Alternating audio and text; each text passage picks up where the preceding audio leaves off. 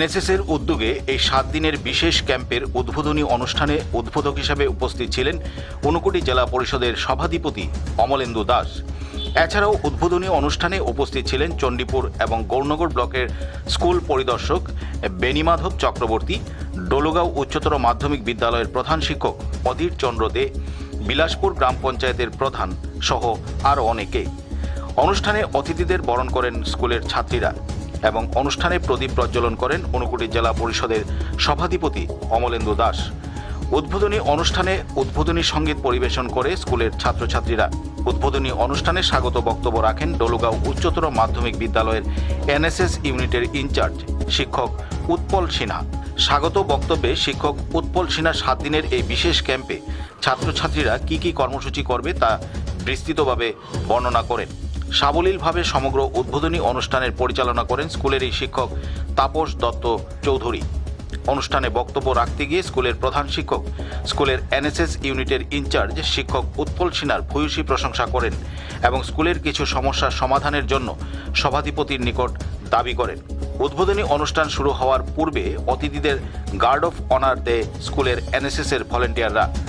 স্বেচ্ছায় রক্তদান সম্পর্কে অনুষ্ঠানে ছাত্রছাত্রীদের সামনে তথ্যভিত্তিক বক্তব্য রাখেন স্কুল পরিদর্শক বেণীমাধব চক্রবর্তী। অনুষ্ঠানে বক্তব্য রাখতে গিয়ে ঊনকোটি জেলা পরিষদের সভাধিপতি অমলেন্দু দাস বলেন, এনএসএস-এর মূল এবং প্রধান কাজই হলো সমাজের এবং দেশের সেবা করা। যে ইউনিট বা যে ভলেন্টিয়ার, তাদের মূল উদ্দেশ্য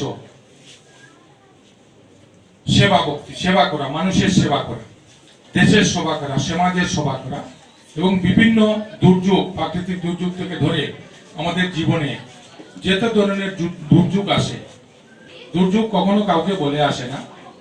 তার ওই সময়টাতে মানুষের যখন কষ্টের সময়, ওই সময়টা সাহায্য করা, এটাকেই আমরা মহানতম কাজ বলতে পারি। যেমন রক্তদান শিবির নিয়ে বলা হয়েছে, আমাদের স্কুল পরিদর্শক ডিটেল আপনাদের আলোচনা করেছেন যে রক্তদান একটা মহৎদান আমরা বলে থাকি, সেটার ব্যাখ্যা উনি করেছেন। উনি ওই সাবজেক্টের টিচারও ছিলেন, এই স্কুলেও ছিলেন এবং উনি আমার ছোট ভাই, আমার গ্রামের ছেলে, আমি ওনাকে আরো ভালো করে জানি। তো এইগুলো থেকে আমাদের শিক্ষা নিয়ে, আমরা তৃতীয় বিশ্বের দেশ, আজকে আমাদের স্বাধীন হয়েছে, ভারত স্বাধীন হয়েছে ৭৪তম বছর। আমরা গত ২৬শে জানুয়ারি প্রজাতন্ত্র দিবস পালন করেছি, ৭২তম পালন করেছি, ৭৪তম স্বাধীনতা দিবস। এরপর থেকে আমাদের দেশের মধ্যে অনেক কুপ্রথা, সামাজিক জাত প্রথা, পূজা বৌদ্ধ, এগুলোর উপরে আমরা এইগুলোর বেড়াজালেই আমরা আটকেছিলাম, যার কারণে আমাদের এত বছর পরেও আমরা স্বাধীন হওয়ার পরে যেখানে যাওয়ার কথা ছিল সেখানে আমরা পৌঁছতে পারিনি। বিগত অনেকগুলো বছর আমাদের নষ্ট হয়ে গেছে, এটার বিভিন্ন কারণ আছে, কিন্তু গত কয়েক বছর থেকে আমাদের দেশের অগ্রগতি এটা গতি পেয়েছে, এটা আমরা সবাই জানি। উদ্বোধনী অনুষ্ঠানে রেকর্ড সংখ্যক ছাত্রছাত্রীরা উপস্থিত ছিলেন এবং স্কুলের অন্যান্য সব শিক্ষক শিক্ষিকারাও উপস্থিত ছিলেন। অনুষ্ঠানে বক্তব্য রাখতে গিয়ে স্কুলের প্রধান শিক্ষক স্কুলের যেসব সমস্যা সমাধানের জন্য দাবি করেছিলেন, সেই সব দাবিগুলো পূরণে যথাসাধ্য চেষ্টা করা হবে বলে আশ্বাস প্রদান করেন ঊনকোটি জেলা পরিষদের সভাধিপতি অমলেন্দু দাস। কৈলাসহর থেকে দেবাশিস দত্তের রিপোর্ট, নিউজ বাংলা। আজ ২১শে ফেব্রুয়ারি আন্তর্জাতিক মাতৃভাষা দিবস। ধর্মনগরে আন্তর্জাতিক মাতৃভাষা দিবস বিভিন্ন কর্মসূচির মধ্য দিয়ে উদযাপন করা হয়। সকাল ৮টায় প্রথমে বিবেকানন্দ সার্ধ শতবার্ষিকী ভবন থেকে একটি বর্ণাঢ্য শোভাযাত্রা বের হয় এবং শহরের বিভিন্ন পথ পরিক্রমা করে। পরবর্তীতে বিবেকানন্দ সার্ধ শতবার্ষিকী ভবন প্রাঙ্গণে একটি সাংস্কৃতিক অনুষ্ঠান অনুষ্ঠিত হয়। উক্ত শোভাযাত্রা এবং সাংস্কৃতিক অনুষ্ঠানে অংশগ্রহণ করে বিভিন্ন সাংস্কৃতিক সংস্থা এবং ধর্মনগরীর বিভিন্ন বিদ্যালয়ের ছাত্রছাত্রীরা। শোভাযাত্রা এবং সাংস্কৃতিক অনুষ্ঠানে উপস্থিত ছিলেন ধর্মনগরের বিধায়ক তথা রাজ্য বিধানসভার উপাধ্যক্ষ বিশ্ববন্ধু সেন, জেলা সভাধিপতি ভবতোষ দাস সহ অন্যান্যরা। বাংলা ভাষাকে কেন্দ্র করে 1999 সালে 21শে ফেব্রুয়ারি যে ভাষা দিবসকে কেন্দ্র করে একটা দেশ স্বাধীন হয়েছিল, সেই দেশের নাম আজকে বাংলাদেশ। স্বাধীনতা অর্জন করেছিল পাকিস্তানের থেকে। ভাষা আন্দোলন থেকে স্বাধীনতা আন্দোলনের সূত্রপাত। সেই ভাষা আন্দোলন ক্রমান্বয়ে ভারতবর্ষ যখন ছড়িয়ে পড়েছে, বাংলা ভাষাকে কেন্দ্র করে রাষ্ট্রসংঘ 1999 সালে মাতৃভাষা দিবসকে সম্মতি জানায়। আজকে কিন্তু এই যে মাতৃভাষা দিবস পালিত হচ্ছে সারা পৃথিবীতে, এটা কিন্তু বাংলা ভাষার বঙ্গ ভাষাভাষীদেরই আন্দোলনের কিন্তু সুফল।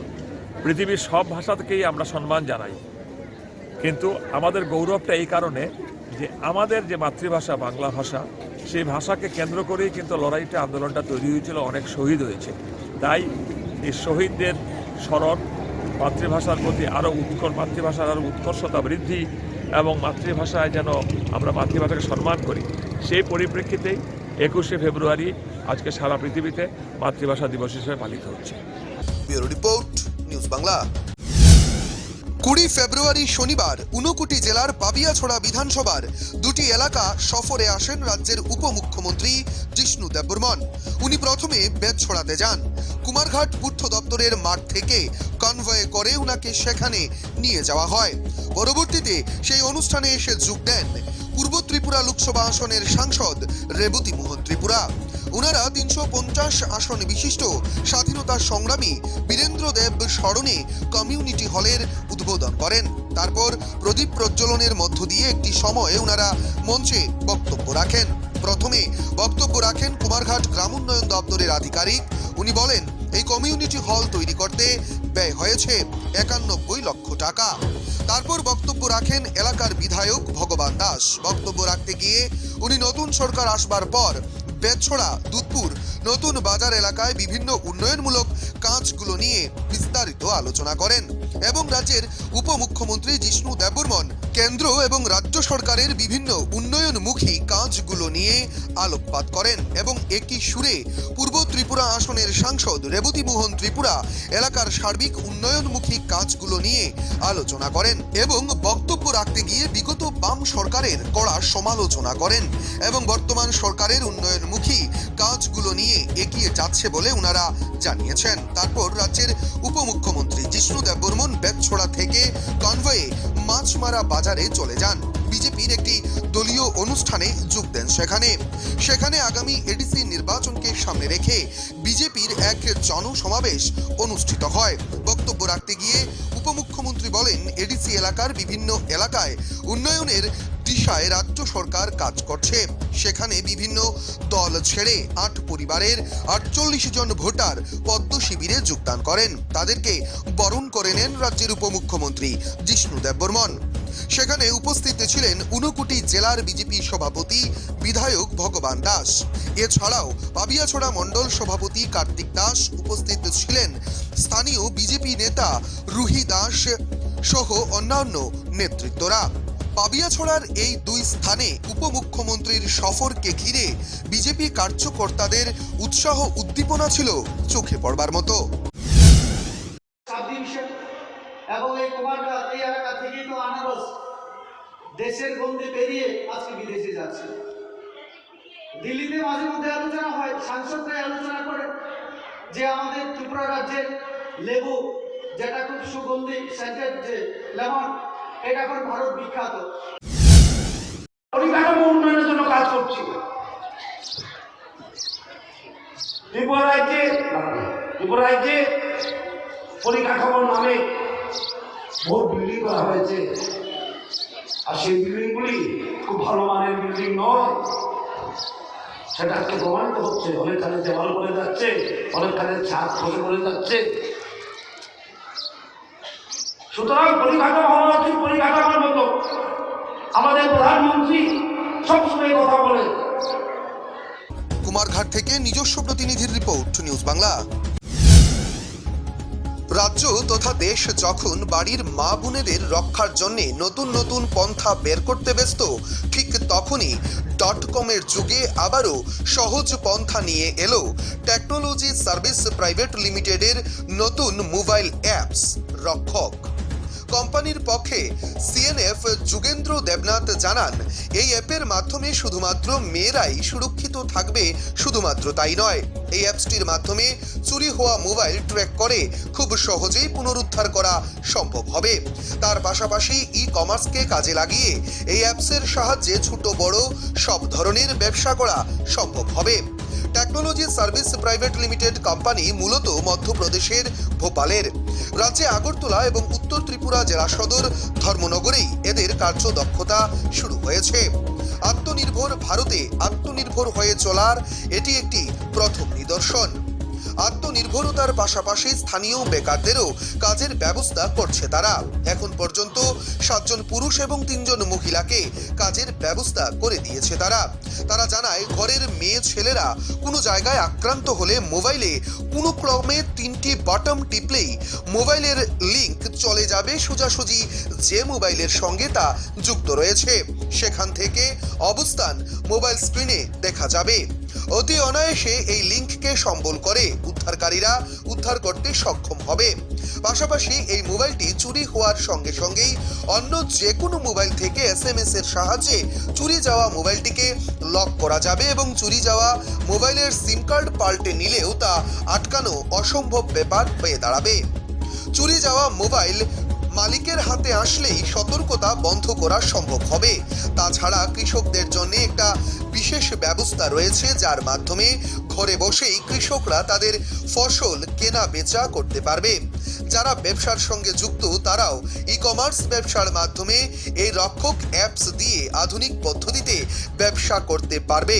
এই অ্যাপসটির ব্যবহার বিভিন্ন দিক দিয়ে বর্তমান যুগে খুবই তাৎপর্যপূর্ণ বলে অভিমত ব্যক্ত করেন কোম্পানির সিএনএফ। হঠাৎ করে একটা বিপদের মধ্যে পড়ছে, তখন কি করতেছে, সে মোবাইলটা যে ব্যাগের থেকে বা প্যাকেট থেকে বাইরে করে কল করবো বাড়িতে, এরকম পরিস্থিতি নাই। যদি সে কল করতে যায় হয়তো তার প্রবলেমটা আরও বাইরে যাব।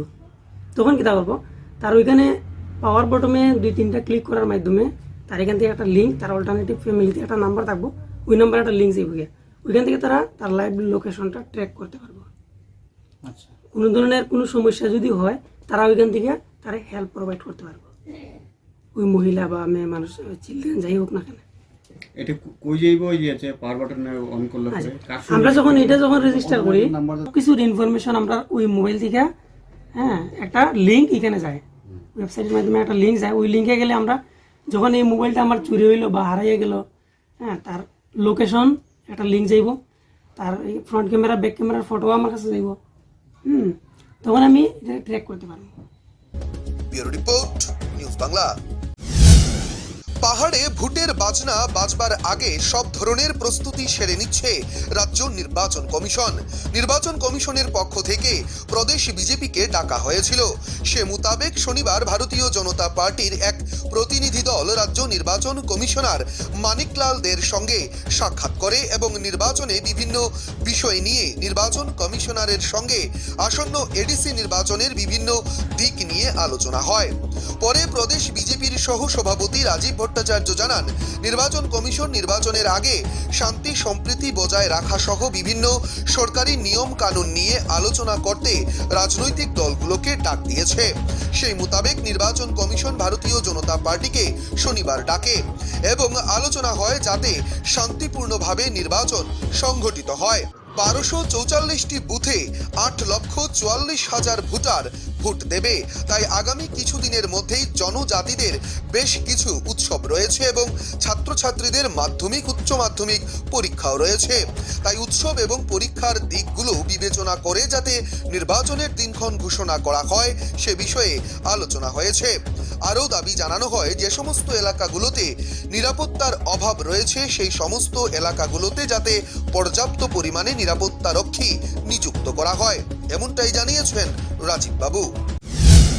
আজকে আমরা নির্বাচন কমিশন যিনি আধিকারিক রয়েছেন উনি আমাদেরকে ডেকেছিলেন এবং সব পলিটিক্যাল পার্টিরই দফায় দফায় ডাকছেন যে সামনে আসন্ন এডিসি নির্বাচন, এই নির্বাচনকে সামনে রেখে এই রাজ্যের যাতে সুন্দর ফেয়ার ইলেকশন হয় তার জন্য সমস্ত পলিটিক্যাল পার্টিরই ডেকে থাকেন। সেই সুবাদে আমাদের ভারতীয় জনতা পার্টিকেও ডাকা হয়েছিল। ভারতীয় জনতা পার্টির আমাদের বিধায়ক রামপদ জমাতিয়ার নেতৃত্বে এবং আমাদের বিদ্যুৎ দেববর্মা যিনি এসটি মোর্চার জেনারেল সেক্রেটারি, ওনার নেতৃত্বে আমরা নির্বাচন আধিকারিকের সঙ্গে মিলিত হই এবং আমরা জানি অতি সত্বর আমাদের এই নির্বাচন সংগঠিত হবে। প্রায় টোটাল এই এডিসি নির্বাচনকে সামনে রেখে টোটাল 1244টা বুথ সেখানে রয়েছে এবং প্রায় 8,64,000-এর মতো ভোটার সেখানে রয়েছেন। আগামী 23 তারিখ তার ভোটার লিস্টটি ফাইনাল পাবলিকেশন হতে চলছে এবং এই নির্বাচনকে সামনে রেখে আমাদের তরফ থেকে আমাদের আদরণীয় রামপদদা দাবি রেখেছিল যে আমাদের সামনেই কিছু রিলিজিয়ান আমাদের প্রোগ্রাম রয়েছে, ফেস্টিভ্যাল রয়েছে, সেইগুলিকে মাথায় রেখে এবং কিছু এক্সাম রয়েছে সেইগুলিকেও মাথায় রেখে যাতে নির্বাচনের দিনক্ষণ ঘোষণা করা হয় তার জন্য আমাদের তরফ থেকে প্রস্তাব রাখা হয়েছে। এবং প্রস্তাব আমাদের তরফ থেকে আরেকটাও রাখা হয়েছে যে আমরা জানি এই রাজ্যে আজকে প্রশাসন, পুলিশ প্রশাসনই বলুন এবং ল অ্যান্ড অর্ডার সমস্ত জায়গায় ঠিক রয়েছে, কিন্তু তবুও আমরা একটা দাবি রেখেছিলাম কিছু অতি স্পর্শকাতর যেই বুথগুলো রয়েছে যেখানে ডিস্টার্ব হওয়ার সুযোগ চান্স রয়েছে সেই সমস্ত জায়গাগুলি একটা লিস্ট তৈরি করে ওনাকে দেওয়া এবং আগামী দিন যাতে ফ্রি অ্যান্ড ফেয়ার ইলেকশনের ক্ষেত্রে তাদের একটা বিশাল বড় ভূমিকা রয়েছে সেই ক্ষেত্রে যাতে সেইগুলো অতি স্পর্শকাতর যে বুথগুলি রয়েছে সেখানে যাতে সিকিউরিটি ভালো করে প্রোভাইড করা হয় তার ব্যবস্থা করা, এই প্রস্তাবগুলি আমরা রেখেছি। এর জন্যই আজকে আমরা এখানে। আগরতলা থেকে নিজস্ব প্রতিনিধির রিপোর্ট, নিউজ বাংলা।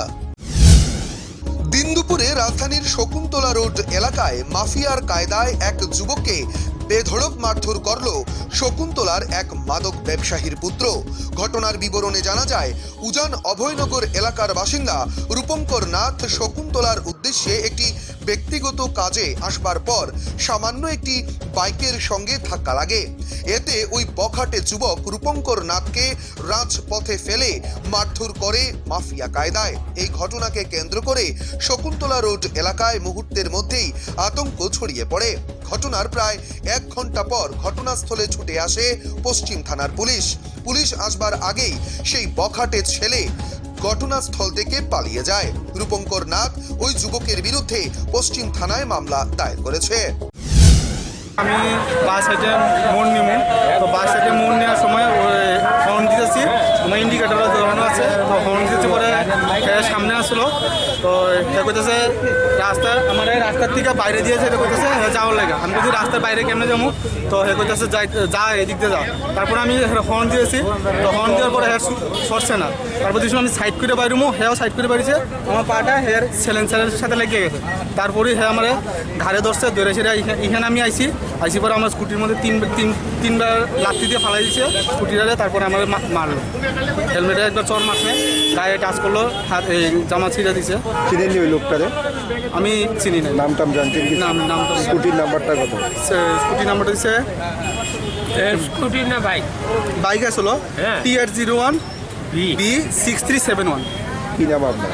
আমার নাম রূপঙ্কর না। বাড়ি কোন জায়গায়? বাড়ি ওজন। আমার পুলিশ আইসেনি ঘটনা? পুলিশের ঘটনা আইসে এক্ষণ এসে। কতক্ষণ করে আইসে? প্রায় আধা ঘন্টার উপরে। আধা ঘন্টা পরে? কোন থানার থেকে আইসে জানেন কি? হ্যাঁ, কোন থানার থেকে? পশ্চিম থানার থেকে। আগরতলা থেকে নিজস্ব প্রতিনিধির রিপোর্ট, নিউজ বাংলা। গত 17ই ফেব্রুয়ারি উদয়পুরে মুখ্যমন্ত্রীর সংবাদ সংগ্রহ করতে গেলে গুমতি জেলার জেলাশাসক তরুণকান্তি দেবনাথ ত্রিপুরা ফটো জার্নালিস্ট অ্যাসোসিয়েশনের সদস্য তথা সৃষ্টি নিউজ চ্যানেলের চিত্র সাংবাদিক সমীর সাহার সঙ্গে কদর্য ব্যবহার করেন। এমনকি সমীর সাহাকে আছাড় মারবেন বলেও হুমকি দিয়েছেন। এরই প্রতিবাদে শনিবার ত্রিপুরা ফটো জার্নালিস্ট অ্যাসোসিয়েশন দুপুর 12:30 আগরতলা প্রেস ক্লাবের সামনে এক নীরব প্রতিবাদ সভায় মিলিত হয়।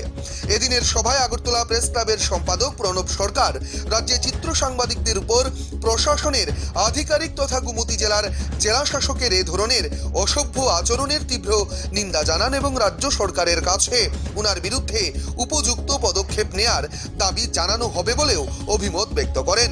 এবং এদিন ত্রিপুরা ফটো জার্নালিস্ট অ্যাসোসিয়েশনের সম্পাদক রমাকান্ত দে কর্তব্যরত চিত্র সাংবাদিকদের উপর এইভাবে অসভ্য আচরণের তীব্র ভাষায় নিন্দা জানান এবং এর শেষ দেখে নেওয়া হবে বলে মন্তব্য করেন।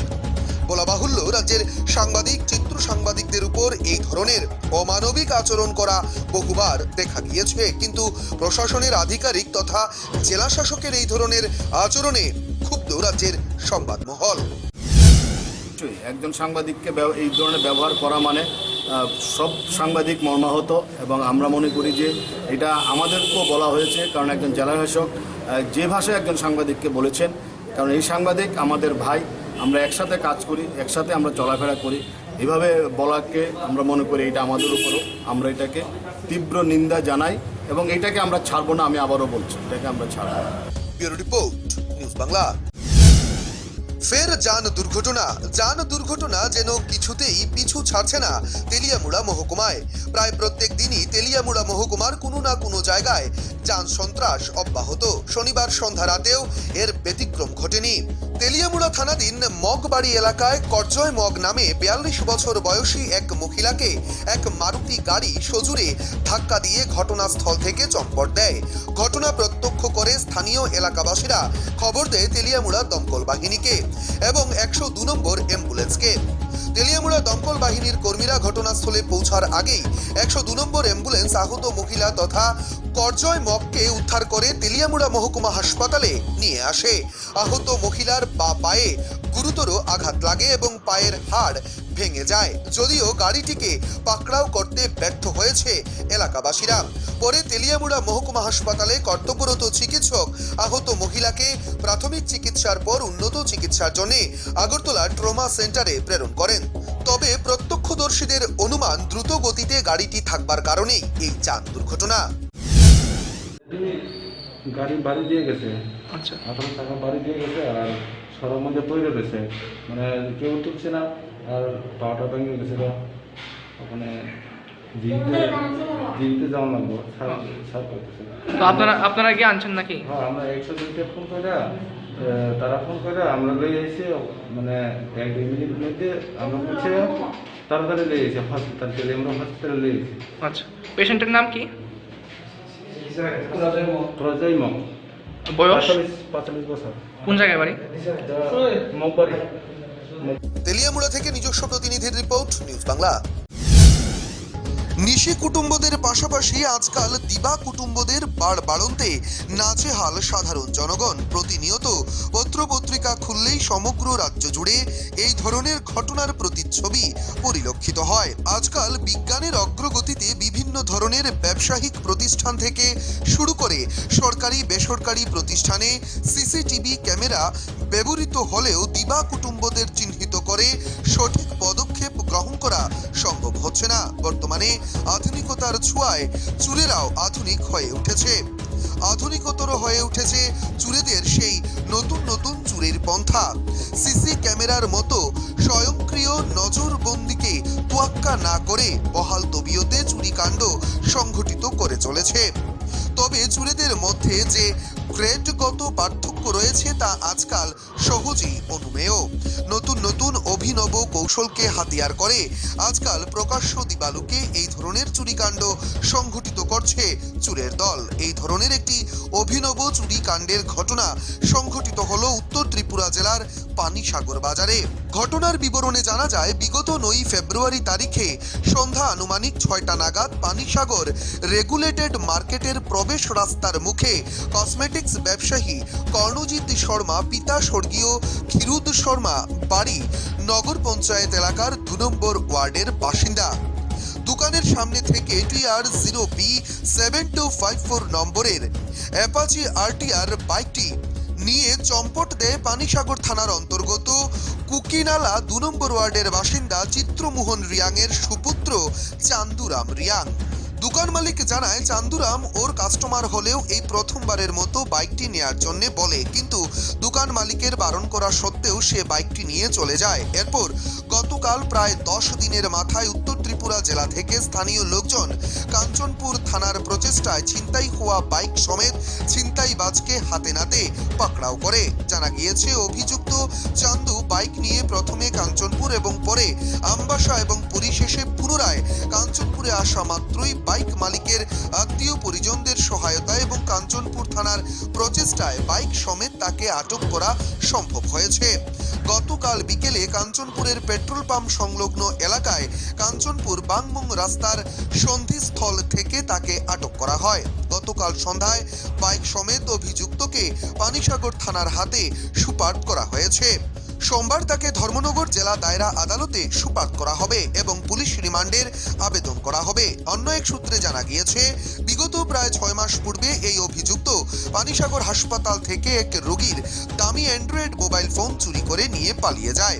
সেই সময় সিসি ফুটেজ মারফত তাকে শনাক্ত করে আটক করা হয়। তার পরিবারের সঙ্গে আলোচনাক্রমে অভিযুক্তের পরিবারের পক্ষ থেকে নতুন মোবাইল দিয়ে বিষয়টি স্থায়ী সমাধান করা হয়েছিল। নাম কি তোমার? চান্দরিয়া, কত বয়স? 20 বছর। বাবার নাম? চিত্রমোহন রিয়া। বাবা কি করে? বাবা আগে মেম্বার করতেছে, মানে 2016-15 থেকে। সিপিএম আমলে মেম্বার ছিল? হ্যাঁ। এখন কি করে? এখন আছে পার্টি কাম করে। বাড়ি কোন জায়গায় তোমাদের? কুকিনালা, কত নম্বর ওয়ার্ড? 2 নম্বর ওয়ার্ড। আজকে তোমার থানায় গেলিকা ধরে আনছে? হ্যাঁ। থানাতে গেলিকা তুমি আজকে? থানাতে এসে আমার একটা হ্যাঁ, প্রবলেমের লাগে। কি প্রবলেম? প্রবলেম হচ্ছে যে তুমি আমার বন্ধুর বাইক নিয়ে আমি নিচে জিগা মানে 10 দিন হয়ে গেছে। নিয়ে কি করছে? হ্যাঁ, এটা লাগে। নিয়ে কি করছে? কোন জায়গার থেকে বন্ধুর থেকে নিছো? হ্যাঁ। কোন বন্ধুর নাম কি? বন্ধুর নামে বন্ধুস্ত আগে নাম তো পড়া জানে না। বন্ধুরা কি কইয়া নিছো? বন্ধু কইছে আমি বন্ধু আমি একটু কাজ জানো, মানে বাইক দেও আমি কাজ মানে মিলিয়া কইছে। এরপর বাইকটা লিয়া কই গেছো? বাইক লইয়া আমি ব্লকও আইছে। ব্লক আবার পরে আরো গেছে। এরপরে কই গেছো? এরপরে আমবাসা। আমবাসা এখান থেকে কাঞ্চনপুর গেছিলাম না। এটার মধ্যে গ্রাফিক্স সার্ভিস কে করছে? নাম্বার প্লেট কে করছে? গ্রাফিক্সটা এটা তো আমি কাঞ্চনপুরে করাইছি। তো তুমি যখন কইলা কাঞ্চনপুর গেছো না? আমবাসা যাওয়ার পরে দেখি মানে প্রথমে আমবাসা গেছি, তারপরে নাম্বার প্লেটটা কে লেখা খুলছো? বাইকের নাম্বার প্লেট তো নাই। নাম্বার আসলো না? না। এরপর তোমার কে ধরে আনছে এখানে? হ্যাঁ, পানিসাগর থানা না কাঞ্চনপুর থানা ধরছে? কাঞ্চন। কবে ধরছে? কালকে। এর আগে তুমি এই ধরনের ঘটনা কয়টা করছো? হ্যাঁ। এর আগে এই ধরনের চুরির ঘটনা কয়টা তুমি করছো? না, আমি জীবনে এর আগে মোবাইল একটা চুরি করছো না তুমি? পানিসাগর হসপিটাল থেকে একজন রোগীর ঘুমাই রয়েছে, মোবাইল একটা নিছো না তুমি? হ্যাঁ, এইটা লিয়ে কয় নম্বর চুরি করছো তুমি? আমি 2টা। তোমার নাম কি? কর্ণজিৎ সরকার, বাড়ি কোথায়? পানিসাগর। তো আসলে আজকে পানিসাগর থানায় কি জন্য এসেছো? এই আমার বাইকের বিষয় নিয়ে। কত তারিখ তোমার বাইকটা চুরি হয়েছে? 9 তারিখ। এই মাসের 9 তারিখে? কতদিন পরে পাইলা? কবে? আজ 12 দিন পরে পাওয়া গেছে। তো কিভাবে ঘটনাটা কিভাবে হয়েছে? ঘটনাটা দোকানের সামনে আমি বাইকটা রাখছি। এই বাইকের সামনে থেকে মানে এটা তার মানে আমার দোকানের সামনে সবসময় আইতো, 10 দিন থেকে আইতেছে আর দোকানে। তো হঠাৎ একদিন দেখি মানে আমার দোকানে আইসে আইয়া কইতেছে বাইকটাতে বন্ধু একটু ঘুরাই সামনে দেখ না। আমি কইছি না বন্ধু এরকম আমি হইতো না, এরকম দেই না আমি খাবে। তো হঠাৎ করে তো বাইকের চাবিটা মনে করে বাইকে লাগাই আসলো। তো তাই নিয়ে সেটা হচ্ছে বাইকটা হঠাৎ করে লইয়া দেখছে যাইতেছে। আমি তো উড়িয়ে বাড়াইতেছি, দোকানে একটু কাজে আসলাম বুঝিয়ারি বাড়াইতেছি, দেখতেছি হঠাৎ করেও লইয়া যাইতেছে। আমি দৌড়িয়ে বাড়াইতে গেছে কি বাইকে কি চাবি লাগানো ছিল? হ্যাঁ। তারপরে লইয়া কই গেছে? কাঞ্চনপুর থেকে গেছে শুনছি আমি এটাই। মানে এই দিন আর আইছে না? হ্যাঁ, আইছে না। এরপর থেকে তুমি কি পানিসাগর পিএসে কোনো আইনানুগ গ্রহণ করছো কিছু? না, জিডিএনটি করছি আর। আচ্ছা, তো এরপরে কিভাবে পাওয়া গেছে তাকে? এই কাঞ্চনপুরে আমি প্লাস আমার ফেসবুকে দিয়েছি, পোস্ট করছি এবং বন্ধুরা সব মানে কাঞ্চনপুরে আছে, তারা দেখছে, দেখার পরে আমার ফোন করছে ওই কিছু দেওয়ার আমি আইতেছি, তারা দেখছে, তারপর আমি গেলাম। গতকালকে তারা ধরা হয়েছে না? দুইটা কাঞ্চনপুর পিএসে দেওয়া হয়েছে। তো যেভাবে তোমার সাইকেলটা সে নিয়ে গেছিল, এখনটা কি সাইকেলটা সেভাবে আসেনি না কোনো কিছু পরিবর্তন? এটা অল্প পেপারিং করছে আর। আর পেপারিং করছে আর কি করছে? আর ইঞ্জিনে অল্প ব্ল্যাক করছে ইঞ্জিনটি। আর নাম্বার ঠিক আছে? নম্বর তো খুলে রাখিছে, নাম্বারও খুলে নিয়েছে। এমনি কাগজপত্র সব পাওয়া গেছে? কাগজপত্র আছে সব কিছু। পানিসাগর থেকে নিজস্ব প্রতিনিধির report, news Bangla. All Tripura মাদ্রাসার টিচার্স অ্যাসোসিয়েশনের উদ্যোগে বিগত কয়েকদিন ধরে মুখ্যমন্ত্রী ত্রাণ তহবিলের টাকা আত্মসাতের ব্যাপারে যে মিথ্যা অপপ্রচার চালানো হচ্ছে তার তীব্র নিন্দা জানিয়ে আজ অল ত্রিপুরা মাদ্রাসা টিচার্স অ্যাসোসিয়েশন ত্রিপুরা রাজ্য কমিটির মাদ্রাসা টিচার্স অ্যাসোসিয়েশনের সভাপতি আব্দুল আলিম এবং সহসভাপতি শাহ আলম, মহকুমা কমিটির সভাপতি সাদেক মিয়া, মাদ্রাসা অ্যাসোসিয়েশন কমিটির পক্ষ থেকে এক বিক্ষোভ এবং নিন্দা জানিয়ে প্রতিবাদমূলক সাংবাদিক সম্মেলন করা হয়েছে। কয়েকদিনের মধ্যে পূর্ণ কমিটিকে নিয়ে এসব অপপ্রচার চালানো কয়েকটি সংবাদ মাধ্যমের বিরুদ্ধে আইনগত ব্যবস্থা নিতে যাচ্ছে তারা। কারণ মিথ্যা সংবাদ প্রচারকারীরা ত্রিপুরা রাজ্যের ভারতীয় জনতা পার্টির দুজন রাজ্য নেতাকে জড়িয়ে এই মিথ্যা সংবাদ প্রকাশ করেছে। সংগঠনের সাথে খবরের কোনো মিল নেই। তাই আজ সাংবাদিক সম্মেলন করে তাদের তীব্রভাবে নিন্দা জানায় সংগঠন। গত 16 তারিখে একটা নিউজ প্রকাশিত হয়েছে দেশের কথা নিউজের মধ্যে। তার পূর্ব আরো দুইবার সেন্দন পত্রিকার মধ্যে সেম নিউজটি প্রকাশিত হয়েছিল। এটার আমরা একটা প্রতিবাদও দিয়েছিলাম, ওইটাও ছেপেছিল। তারপরেও গত 16 তারিখে দেশের কথার মধ্যে ওই নিউজটা আবার পুনরায় প্রকাশিত হয়েছে। এই টাইপের মিথ্যে নিউজ সম্পর্কে আমরা তীব্র বিরোধিতা করছি এবং নিন্দা করছি। আমাদের যে মাদ্রাসা সংগঠনকে জড়িয়ে এবং রাজনৈতিক ব্যক্তিত্বদেরকে আমাদের সাথে জড়িয়ে যে মিথ্যা নিউজটা প্রকাশিত হয়েছে তার বিশ্লেষণ দিয়ে আমি বলছি যে আমাদের তারা যে তথ্য দিয়েছে তার মধ্যে দিয়েছে 517 জন শিক্ষক থেকে 5,17,000 টাকা কালেকশন করা হয়েছে। এটা সম্পূর্ণ মিথ্যে। আমাদের ত্রিপুরা রাজ্যে এসপি কিউইএমএম শিক্ষক হলো 359 জন, তার মধ্যে 222 জনে 2,22,000 টাকা কালেকশন দিয়েছে। 137 জন এখনো পর্যন্ত কোনো কালেকশন দেয়নি। তার মধ্য থেকে আমরা চিফ মিনিস্টার রিলিফ ফান্ডে 1,01,000 টাকা ওইখানে দিয়েছি, দান করেছি। কোভিড-19-এর জন্য আমরা চিফ মিনিস্টার রিলিফ ফান্ডে 1,01,000 টাকা ওইখানে দিয়েছি। আর তারপরে আমরা ব্লাড ডোনেশন ক্যাম্প করেছি কিছুদিন, গত ডিসেম্বরের 9 তারিখে গেদুমিয়া মসজিদের সামনে। ওইখানে আমাদের প্রায় ওই ব্লাড ডোনেশন ক্যাম্পে এক্সপেন্ডিচার হয়েছে মোটামুটি প্রায় 1 লাখ টাকার কাছাকাছি। তারপরে আমাদের যে কমিটির বিভিন্ন মিটিং, বিভিন্ন সভা, ওইগুলির মধ্যেও 50,000 টাকার মতন এক্সপেন্ডিচার হয়েছে। আমাদের যা কালেকশন হয়েছে তা থেকে এখনো আমাদের প্রায় 30,000 টাকার মতন ঘাটতি আমাদের ফান্ডে আছে। আর আমাদের যে কালেকশন, আমরা টিচার সংগঠন যারা আছি, মাদ্রাসা টিচার সংগঠন, তারাই কালেকশন করেছি, তারাই খরচ করেছি। তার সাথে রাজনৈতিক ব্যক্তিত্বদেরকে যেখানে জড়িয়ে নিউজটা করেছে আমাদের সাথে তাদের কোনো সম্পর্কই নেই। এই কালেকশনের ব্যাপারে তারা কিছু জানেও না যে কত টাকা কালেকশন হয়েছে, কি হয়েছে, কিভাবে খরচ হয়েছে, তাদের এই তথ্যও তাদের কাছে নেই। তারা এই ব্যাপারে কিছুই জানে না।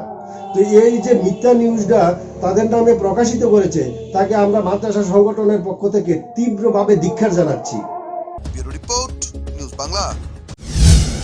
5 দিন ব্যাপী ত্রিপুরা রাজ্য ভিত্তিক স্কাউট অ্যান্ড গাইডের state level patrol training camp 2021-এর প্রদীপ জেলে শনিবার কল্যাণপুর দ্বাদশ শ্রেণী বিদ্যালয়ের কমিউনিটি হলে শুভ উদ্বোধন করেন বিধায়ক পিনাকি দাস চৌধুরী।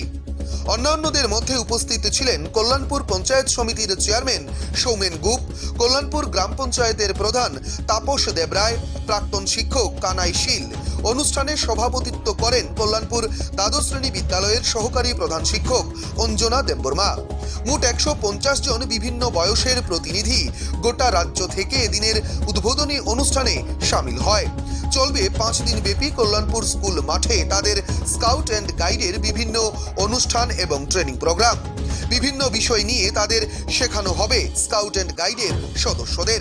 অনুষ্ঠানের উদ্বোধক বিধায়ক পিনাকি দাস চৌধুরী বক্তব্য রাখতে গিয়ে বলেন, মানুষের স্বার্থে কাজ করছে স্কাউট অ্যান্ড গাইডের সদস্যরা। কারণ গত বছর আমি দেখেছি কল্যাণপুরের বন্যার কারণে বিভিন্ন স্থানে জল উঠে যায়। এই রাত্রিকালীন সময়ে কল্যাণপুর স্কাউট অ্যান্ড গাইডের সদস্যরা সাহায্যের হাত বাড়িয়ে দিয়েছিল, মানুষের পাশে দাঁড়িয়েছিল তারা। সুশৃঙ্খলভাবে স্কাউট অ্যান্ড গাইডের সদস্যরা কাজ করছে। এদিন নিঃস্বার্থভাবে তাদের এই কাজের প্রশংসা করেন বিধায়ক। বিভিন্ন কাজ করে আসছে এবং আগামী দিনেও তা করে যাবে সে আশাও ব্যক্ত করেছেন প্রধান অতিথি উদ্বোধক বিধায়ক পিনাকি দাস চৌধুরী। আসলে বিশেষ করে এই যে স্কাউট অ্যান্ড গাইড, যেটা আমাদের স্যার বলার চেষ্টা করেছে, অনেক পূর্বেই তার সৃষ্টি।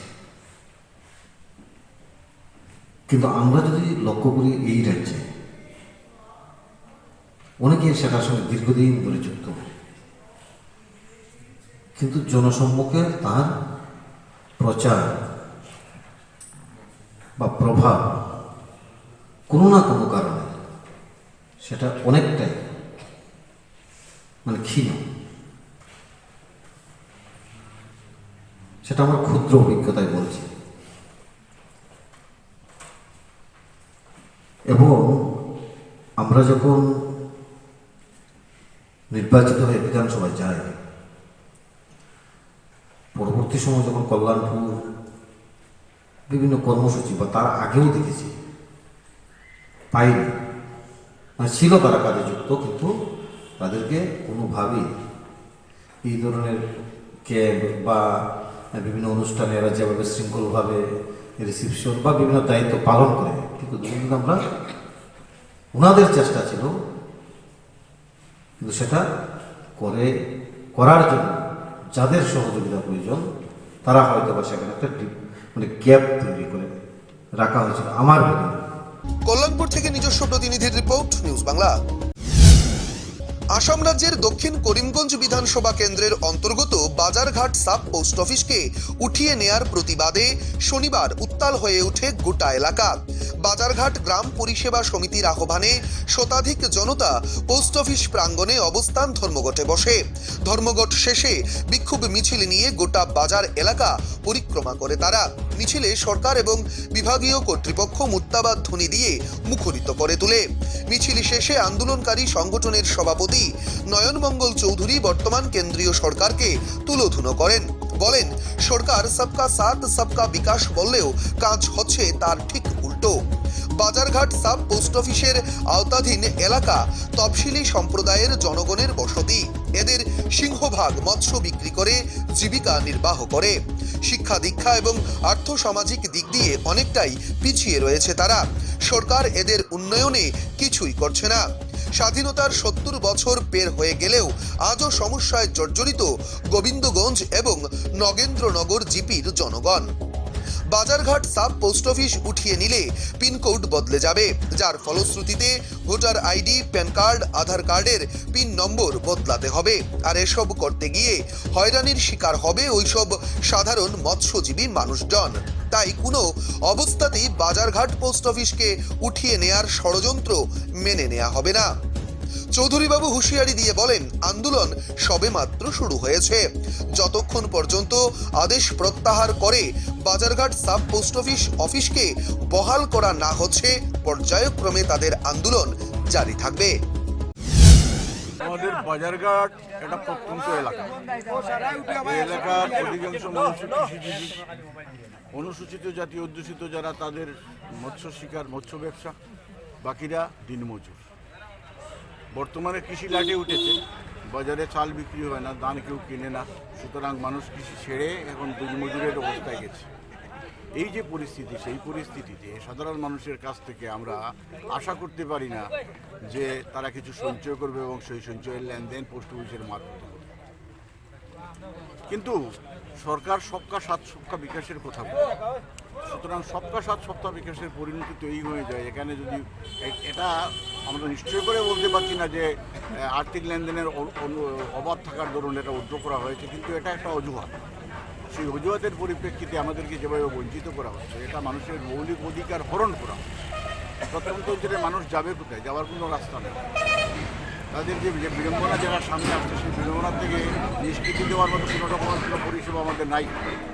আমাদের যে সামান্য যে পরিবেশ যেটা আছে, সেই পরিবেশের একটা উন্নয়নের অঙ্গ হচ্ছে আমাদের জায়গার সাপোর্ট।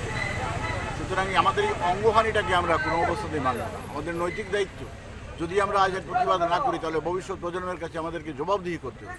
সে প্রয়োজনে আমরা অগ্রসর হয়েছি। প্রথম পর্যায়ে আমরা নিবেদন করেছি, মেমোরেন্ডামের মাধ্যমে বিভিন্ন কর্তৃপক্ষের কাছে আমরা অনুরোধ করেছি যে আমাদের এই সাবপোস্ট অফিসটা যেন কার্যকারী হয়, এটা যেন না বদলানো হয়, কিন্তু কোনো কাজ আসেনি। দ্বিতীয় পর্যায়ে আজকের আমাদের প্রতীক ধর্মঘট। এখানেই শেষ নয়, আমাদের আন্দোলন চলবে যতক্ষণ না পর্যন্ত আমাদের এই অধিকার আদায় না হচ্ছে। এবং আমাদের পরবর্তী পর্যায়ে কিছু প্রস্তাব এসেছে যে অন্য সব প্রক্রিয়া বন্ধ করে অনশন ধর্মঘট আরম্ভ করার। সুতরাং এটা আমরা করবো কি না বা পরবর্তী পর্যায়ে কী ব্যবস্থা নেব, সেই জন্য আমরা অতি সত্বর একটা সাধারণ সভা আহ্বান করব এবং সাধারণ সভায় যে সিদ্ধান্ত নেওয়া হবে সেই সিদ্ধান্ত অনুযায়ী আমাদের পরবর্তী পর্যায়ে চলে যাবে। আমাদের আজকেরটা প্রতীকী ধর্মঘটের দ্বিতীয় পর্যায়ে, তারপরে অনেক কিছু রয়েছে। অনশন পর্যন্ত আমরা আছি এবং থাকবো। আমাদের অধিকার আমরা আদায় করব। আপামর জনসাধারণের কাছে আমাদের অনুরোধ, যারা যেন আমাদেরকে সব রকমের সহযোগিতা করে আমাদের মনোবল বজায় রাখার চেষ্টা করে। রামকৃষ্ণনগর থেকে অভিজিৎ বণিকের রিপোর্ট, নিউজ বাংলা। মোবাইলের তথ্য মুছে ফেলাকে কেন্দ্র করে স্বামী স্ত্রীর মধ্যে বচসা।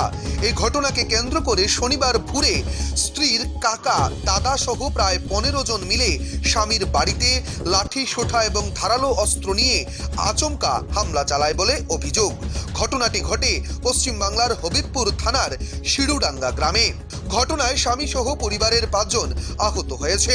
আহতদের চিকিৎসা চলছে মালদা মেডিকেল কলেজ এবং হবিবপুর গ্রামীণ হাসপাতালে। আশঙ্কাজনক অবস্থায় মালদা মেডিকেল কলেজ এবং হাসপাতালে চিকিৎসাধীন স্ত্রীর শ্বশুর হজরত শেখ এবং স্বামী হানিফ শেখ। অন্যদিকে আহত অবস্থায় হবিবপুর গ্রামীণ হাসপাতালে ভর্তি রয়েছে স্ত্রীর শাশুড়ি মতো বিবি, ভাসুর কায়ুম শেখ এবং দেওর হাউল শেখ।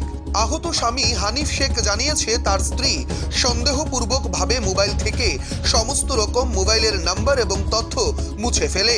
সে নিয়েই বচসার জেরে স্ত্রীকে 2 চড় মারবার পর স্ত্রীর বাবার বাড়ি গিয়ে ঘটনা বললে কাকা, দাদা সহ পরিবারের প্রায় 15 জন মিলে শনিবার ভোরে আচমকাই তার বাড়িতে লাঠি, সুঠা এবং ধারালো অস্ত্র নিয়ে হামলা চালায়। অভিযুক্ত দুলাল শেখ, শরীফ শেখ, ইউসুফ শেখ, আনোয়ারুল শেখ সহ প্রায় 15 জনের বিরুদ্ধে হবিবপুর থানায় অভিযোগ দায়ের করা হয়। অভিযোগের ভিত্তিতে পুরো ঘটনার তদন্তে নেমেছে হবিবপুর থানার পুলিশ। আমার মোবাইলে যত এই নাম্বার টাম্বার ছিল, যত সব ফটো টটো ছিল সব ডিলিট করে দিয়েছিল। দেওয়ার পরে আমার স্বামী স্ত্রীতে একটু ঠকনাটকনি হয়েছে, একটু ঝগড়া হয়েছে। দেওয়ার পরে তিনি বাবার বাড়ি গিয়েছে, গিয়ে বাবা, কাকা, যত দাদা সব ছিল 15 জন মিলে ওরা গোষ্ঠী ছিল। এসে আমাদের রাত্রেবেলা আমরা ঘুমিয়েছিলাম, রাত্রে কিছু হয়নি। আবার সকালবেলা এসে আমাদের ভোরবেলা রাত্রে ওরা 15 জন এসে হামলা চালিয়েছে আমাদের উপরে। আমাকে মেরেছে, আমার দাদাকে মেরেছে, আমার মাকে মেরেছে, আমার ছোটো ভাইকে মেরেছে, আমার বাবাকে মেরেছে। তো আমার বাবা না বাঁচা হয়ে আছে। আর মোট 5 জন আহত আছি। 15 জন মিলে মেরেছে। শিশুডাঙ্গা, হবিবপুর থানা। হ্যাঁ, থানায় জানিয়েছি। এখন মালদাতে রেফার করেছে আমাদের। মালদাতে আমার ভর্তি আছে, আমার বাবা ভর্তি আছে, আমরাও ভর্তি আছে। এখন ছবি করব, আমরা ছবির জন্য করছি। আমরা চাই শাস্তি, ওদের শাস্তি হোক, কঠিন শাস্তি হোক। আমাদের যে এভাবে বেঅন্যায়ভাবে মেরেছে এতদিন মিলে, আমাদের কেউ নেই, তার জন্য আমাদের বেঅন্যায়ভাবে মেরেছে। হ্যাঁ, আমরা ঘুমিয়েছিলাম, আচমকা যে আমাদের উপরে হামলা চালিয়েছে ওরা হাতিয়ার নিয়ে। হ্যাঁ, স্ত্রী আমাকে সন্দেহ করেছিল, কিন্তু আমি ওকে বলেছিলাম কি দেখ, তুই যেটা সন্দেহ করিস সেটা না। ওই নিয়ে আমার মোবাইল এবার হাত দিয়েছিলাম, দিয়ে আমি একটু 2 থাপ্পড় লাগিয়েছি। না হয়েছে দুজনে ঝগড়া। দেওয়ার পরে বাবার বাড়ি গিয়েছে, বাবার বাড়ি গিয়ে শুনিয়েছে ভাইকে। দিয়ে তারপরে মেয়েগুলো আমাকে ঘিরে ধরেছিল। মেয়েগুলো আমাকে যখন মারে সবাই মিলে, আমি তো বলেছি কি আমি মেয়েদের কথাটা হাত উঠাবো না। বললাম আমি কেন, তোরা আছিস বড়, আমি আছি ছোটো, ওই জন্য আমি হাত উঠাইনি কারোর কথাটা। এবার যখন ওর ভাইয়েরা এসে আমাকে মারতে লাগলো, তখন আমার বাবারা গিয়ে বলেছিল কেন মারছিস। তো সেদিনকে আর কিছু বললো না, ওরা সব চলে গেল। যাওয়ার পরে এবার আমরা ঘুমিয়েছি, আজকে সকালবেলা ঘুম থেকে উঠেনি, আবার ভোরবেলায় ওরা 15 জন মিলে আমাদের ঘরে ঢুকে মেরেছে। আমাদের 5 জনকে মেরেছে, তো 3 জন এসছে মানে মালদাতে, আর 2 জন আছে বুলবুলি হসপিটালে। ওদের মেরেছে হাই দিয়ে, তোমার এই সাববল দিয়ে মেরেছে, আর এই লাঠি দিয়ে মেরেছে, কেউ হাসুয়া নিয়েছিল, প্রাণে মেরে ফেলার চেষ্টা করেছিল, মানে আমাকে বেশি মেরে ফেলার চেষ্টা করেছিল, কিন্তু আমাকে পেয়েনি। আমি ঘুমিয়েছিলাম অন্য ঘরে, আমার বাবাকে পেয়ে গেছে ঘরে এসে, আমার বাবাকে মেরেছে, তো না বাঁচা করে দিয়েছে আমার বাবা। আমার এখন কী হবে তাও আমি বলতে পারছি না আমার বাবার। মালদা থেকে নিজস্ব প্রতিনিধির রিপোর্ট, নিউজ বাংলা। পণের টাকা না দেয়ায় স্ত্রীকে শিলনোড়া দিয়ে প্রাণে মারবার চেষ্টা স্বামী সহ পরিবারের বিরুদ্ধে। ঘটনাটি ঘটেছে পশ্চিম বাংলার গাজল থানার ছিটকামহল এলাকায়। আহত স্ত্রী বন্দনা সরকার বর্তমানে মালদা মেডিকেল কলেজ হাসপাতালে চিকিৎসাধীন। তাদের 6 মাসের একটি শিশু কন্যাও রয়েছে। বাবার বাড়ি বৈষ্ণবনগর থানার সুখদেবপুর এলাকায়। অভিযুক্ত স্বামী রাজকুমার সরকার শ্বশুর শাশুড়ির বিরুদ্ধে গাজল থানায় অভিযোগ পরিবারের পক্ষ থেকে। জানা যায়, পেশায় লেবার রাজকুমার সরকার তার স্ত্রীকে বাবার বাড়ি থেকে 5,000 টাকা নিয়ে আসতে বারবার চাপ দিচ্ছিল। সেই টাকা না নিয়ে আসতে পারায় দিনের পর দিন তাকে মারধর, এমনকি আগুনে পুড়িয়ে মারবারও চেষ্টা করা হয়েছিল এর আগে। শুক্রবার রাত 9টা নাগাদ সেই টাকা না নিয়ে আসায় চরম বচসা বাঁধে। তাকে প্রথমে ধারালো অস্ত্র দিয়ে প্রাণে মারবার চেষ্টা হয়, তারপর না পারায় শিলনোড়া দিয়ে মাথায় আঘাত করে মারবার চেষ্টা চালায়। কোনো ক্রমে সেখান থেকে পালিয়ে বাঁচে গৃহবধূ। স্থানীয়রা সেখান থেকে তাকে উদ্ধার করে মালদা মেডিকেল কলেজ হাসপাতালে ভর্তি করে। এই ঘটনা গাজল থানায় অভিযোগ করা হয়েছে পরিবারের পক্ষ থেকে। পুরো ঘটনার তদন্তে নেমেছে পুলিশ প্রশাসন। আমার স্বামী আমি রান্নাঘরে আমাকে ভাত রাঁধতে পাঠাচ্ছিল। আমি রান্নাঘরে ভাত রাঁধতে আসলাম, আমার শাশুড়ি কী বললো না বললো আমাকে এসে মারতে লাগলো। লোহা দিয়ে আমার গোটাই শরীরে মেরেছে। আমাকে 2-3 দিন হলো আমার মায়ের বাড়ি আমাকে টাকা আনতে পাঠিয়েছিল। বলছে কি তোর মায়ের কাছে 5,000 টাকা নিয়ে আয়, এরকম বলছে। আমার মারা তো গরিব মানুষ, কোথায় পাবে? তার জন্য আমাকে মেরেছিল। কি করবে টাকা দিয়ে, কেন আনতে বলছে? বলছে কি আমার দরকার আছে, এরকম বলছে। তোর মায়ের কাছ থেকে টাকা নিয়ে 5,000 টাকা। কিসে না টাকা, মদ ফদ খাওয়া যাবে না? ওগুলো কিছু বলে না, বলছে আমার দরকার আছে। কি করে আপনার স্বামী? কি কাজ করে? পেট খাটে, মিলে ভারী। টাকা না নিয়ে আসার জন্যই মেরেছে? হ্যাঁ। কি দিয়ে মেরেছে? লোহা দিয়ে মেরেছে। কতদিন আগে বিয়ে হয়েছে আপনার? 4 বছর হয়ে আর 2-3 দিন হলো আমাকে আমার গলাতে হেঁসে ধরে নিয়েছিল। ওখানকার পার্শ্ব বাড়ির মামা এলো, মামারা এসে আমাকে কত বকলো। বকে টাকা আরও ওরাকে বকলো, দিয়ে ওরা বাড়তে লাগলো, আর কিছু বললো না। বাচ্চা আছে না? হ্যাঁ, মেয়ে আছে 6 বছর। 6 বছর এখানে? 6 মাসের। 6 মাসের মেয়ে? আর রাত্রে একটাই? একটা। কেন কিছু মানে মনে হচ্ছে যেরকম মেয়ে হয়েছে বলে এরকম কোনো আপনার সাথে প্রচার করছে এরকম? ওর মনে কি রাগ হয়েছে আমি সে জানি না। তো আমাকে রান্না করতে পাঠাচ্ছে, আমি এখানে রান্না করছিলাম রান্নাঘরে, আর আমাকে ধরে মারতে লাগলো লোহা দিয়ে। ওখানে ঘরে করে ফুটকি জ্বলছিল, আমার চুলা করে আগুন লাগাচ্ছিল। ওটা আমি যেটা মারছিলাম, ওটা আগুনটা আর লাগাতে পারলো না, আমাকে লোহা দিয়ে গোটাই শরীরে মেরেছে। কি নাম আপনার স্বামীর? রাজকুমার সরকার। কোথায় বাড়ি? চিত্তমহা। আপনার নাম? বন্দনা মণ্ডল। হাসপাতালে ভর্তি ছিলেন? হ্যাঁ, ছিলাম। মালদা থেকে নিজস্ব প্রতিনিধির রিপোর্ট, নিউজ বাংলা। 18ই ফেব্রুয়ারি সনবিল পূর্বাঞ্চল লোক সংস্কৃতি উৎসব 2021 ভৈরবনগর মধ্যবঙ্গ বিদ্যালয় প্রাঙ্গণে বরাক তথা ত্রিপুরা রাজ্যের খ্যাতনামা শিল্পীদের দ্বারা এক বিশাল সাংস্কৃতিক পরিবেশ গড়ে ওঠে ভৈরবনগর অঞ্চলে। আসাম রাজ্যের করিমগঞ্জ জেলার রামকৃষ্ণ সার্কেলের আওতাধীন ভৈরবনগর লোক উৎসব উদযাপন কমিটির উদ্যোগে ভৈরবনগর মধ্যবঙ্গ বিদ্যালয় প্রাঙ্গণে সনবিল পূর্বাঞ্চল একদিনের লোক সাংস্কৃতিক উৎসবটি অনুষ্ঠিত হয়। এদিন প্রদীপ প্রজ্বলনের মাধ্যমে অনুষ্ঠানের লোকমঞ্চের উদ্বোধন করা হয়। প্রদীপ প্রজ্বলন করেন এপিডিসিএল এর ডাইরেক্টর নিত্যভূষণ দে, আসাম বিশ্ববিদ্যালয়ের অধ্যাপক তথা রামকৃষ্ণনগরেরই সুসন্তান মানবেন্দ্র দত্ত চৌধুরী, প্রাক্তন জেলা পরিষদের সদস্য অখিল রঞ্জন তালুকদার।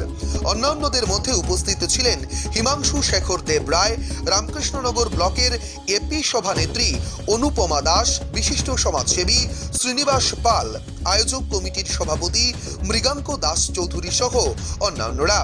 এদিনের বিশেষ আমন্ত্রিত অতিথি হিসাবে উপস্থিত ছিলেন করিমগঞ্জ জেলার সাংসদ কৃপানাথ মাললোহ। সাংসদের উপস্থিতিতে আয়োজক কমিটির সভাপতি মৃগাঙ্ক দত্ত চৌধুরী সাংসদের নিকট ভৈরবনগর অঞ্চলের সাংস্কৃতিক পরিবেশকে টিকিয়ে রাখতে একটি লোক সাংস্কৃতিক মঞ্চ স্থাপনের জন্য আবেদন রাখেন। সাংসদ উনার বক্তব্যে ভবিষ্যতে ভৈরবনগর সনবিলের জন্য একটি লোকমঞ্চ স্থাপনের জন্য চেষ্টা করবেন বলেও কথা দিয়েছেন। তারপর উপস্থিত সম্মানিত প্রধান অতিথিদের সনবিল পূর্বাঞ্চল লোক উৎসব কমিটির পক্ষ থেকে উত্তরীয় পরিয়ে বরণ করে নেওয়া হয়। তারপর পুস্তিকা উন্মোচন হয় এবং লোক সংস্কৃতির উপর সাংস্কৃতিক বক্তব্য রাখা হয়। তারপর শুরু হয় স্থানীয় শিল্পীদের সাংস্কৃতিক অনুষ্ঠান। সন্ধ্যা 5টায় রামকৃষ্ণনগর সম্মিলিত সাংস্কৃতিক মঞ্চের অনুষ্ঠানটি অনুষ্ঠিত হয়। তারপর বরাক উপত্যকা এবং ত্রিপুরার খ্যাতনামা বাউল লোকশিল্পীদের পরিবেশনায় বিশেষ লোক সাংস্কৃতিক অনুষ্ঠানটি অনুষ্ঠিত হয়।